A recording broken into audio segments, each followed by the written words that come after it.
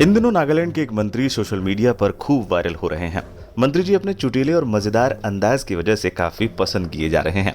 सबसे पहले उन्होंने छोटी आंखों को लेकर कुछ ऐसा कहा था कि उनका बयान वायरल हो गया था। इस बीच उन्होंने एक वीडियो पोस्ट किया है जिसमें वो नागालैंड की संस्कृति पर बात कर रहे हैं और साथ ही में साल 1999 में अपनी दिल्ली यात्रा को याद भी कर रहे हैं। बता दें, वायरल हो रहे नागालैंड के इन मंत्री का नाम तेमजेम इम्ना अलांग है।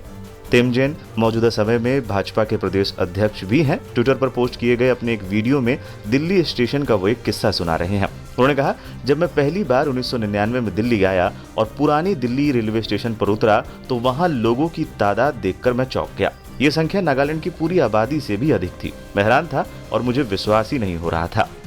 आगे उन्होंने ये भी कहा कि सांस्कृतिक रूप से समृद्ध नागालैंड के बारे में राष्ट्रीय राजधानी के लोगों की कई गलत धारणाएं हैं।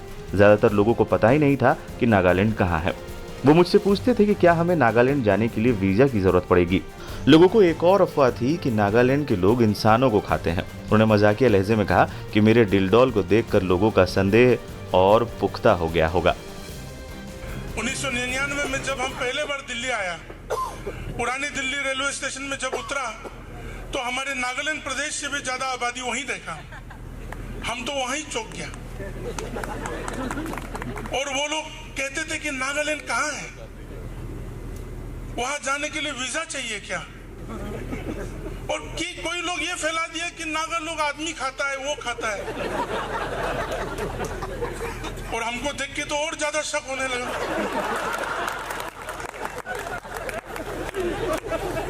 तो देखने में अलग, खान पान में अलग, सोच विचार में अलग।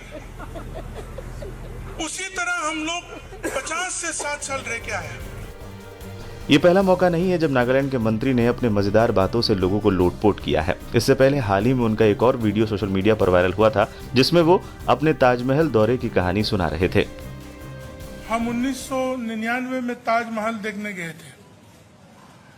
उस समय आम आदमी की लाइन में हमारे देशवासियों के साथ हम भी जोड़ गए।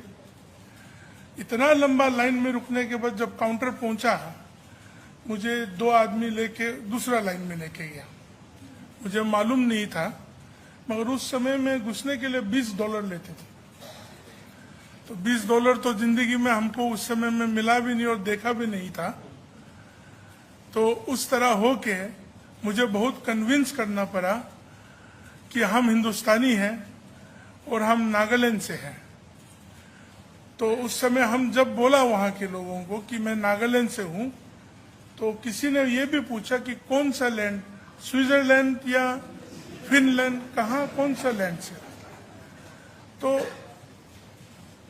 हम उस दिन को नहीं भूलते हैं और आज के इस दिन को भी कभी नहीं भूलेंगे कि आज जनजातियों के बारे में, पूर्वोत्तर के लिए हमारे देश भी एक होके हम लोगों को भी इस मंच और इस जगह को सबके सामने देने के लिए ये जो सौभाग्य हमको दिया है, वो सिर्फ हमारे लिए नहीं, हमारे पूरा पूर्वोत्तर के लोगों के लिए और जनजातियों के लिए ये गर्व की बात है।